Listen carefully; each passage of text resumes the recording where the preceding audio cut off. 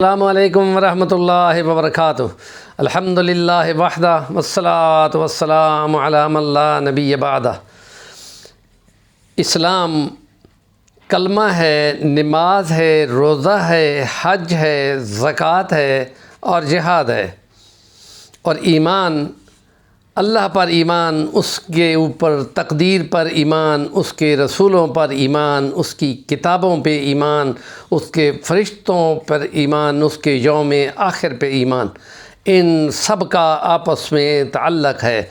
اور یہ دن جو ایام حج جا رہے ہیں، ذی قعدہ لگ رہا ہے، ختم ہونے والا ہے، اور اس کے بعد ذی الحج کا چاند نظر آئے گا، اور پھر وہ ایک بڑا رکن اسلام کا پرفارم کرے گا، جس میں تمام عبادات کا رنگ آ جاتا ہے۔ اس میں نماز کی قربانی بھی ہوتی ہے، نماز کی جیسی مشقت، صف بندی، نظم و ضبط، اطاعت امیر، اور یہ اپنے وقتوں میں وقت کے ساتھ پابندی ہوتی ہے نماز کی۔ اور پھر اس میں کچھ مال لگتا ہے، جیسے زکوٰۃ میں مال لگتا ہے، پیسہ ہو تو حج ہوتا ہے، یا پھر اس میں جیسے جہاد ہوتا ہے تو اس میں جان لگتی ہے، مال بھی لگتا ہے۔ یہاں جان بھی لگتی ہے، مال بھی لگتا ہے، مشقت بھی لگتی ہے، بہت کچھ بھاگ دوڑ کرنا پڑتا ہے۔ اور کچھ پابندیاں ہوتی ہیں، جیسے روزے میں پابندیاں ہوتی ہیں۔ احرام باندھا ہوا ہے تو آپ کسی بھی قسم کا ایسا کام نہیں کر سکتے، خوشبو تک نہیں لگا سکتے، خوشبو والا صابن نہیں لگا سکتے، ٹھنڈا ہونے کے لیے صرف پانی استعمال کر سکتے ہیں یا بہا سکتے ہیں، اور اپنی میاں بیوی کے پاس بھی نہیں جا سکتے۔ ایسی کچھ پابندیاں ہیں جیسے روزے میں ہوتی ہیں۔ ایک ٹائم میں حج کے دنوں میں احرام کی حالت میں ایسی ہی پابندیاں ہوتی ہیں، گویا کہ ایک بندہ اللہ کا مجاہد اور اللہ کا ملنگ بن جاتا ہے۔ یہ ایک بڑا کام پرفارم کیا جاتا ہے۔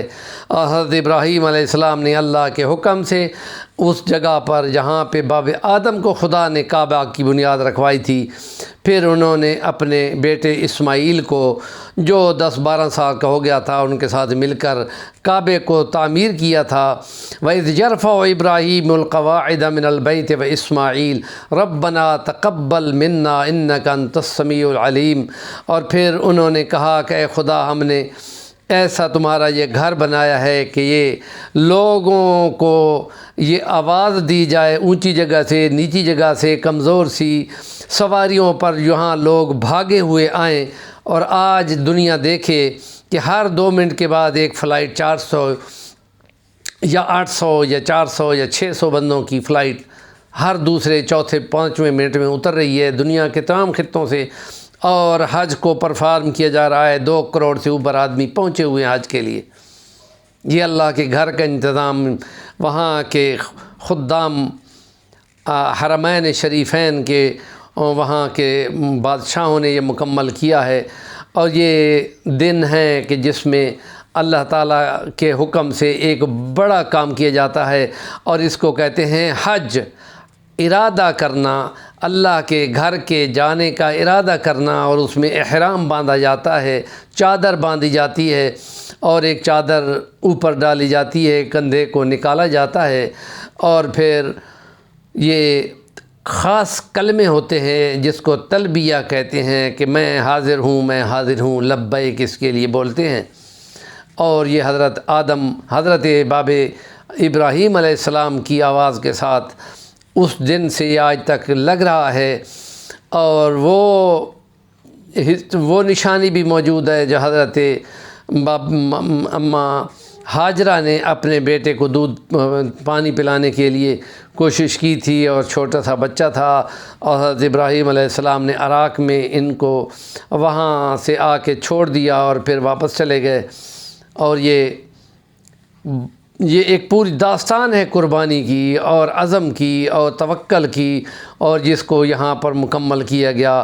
اس میں لیے حضرت ابراہیم نے وہ دعا کی تھی، اے خدا، میں نے اپنی اولاد کو بالکل بے آب و گیاہ اور کسی قسم کے سبزے کے بغیر آبادی ایسے علاقے میں آباد کیا ہے، تو ان کو آباد کرنا، اور پھر دعا کی تھی ان کو پھلوں سے رزق دینا۔ اور وہ مکہ وہ شہر ہے کہ دنیا کے جس خطے میں جو بھی پھل ہوتا ہے وہ وہاں پہ خدا کے حکم سے موجود ہوتا ہے۔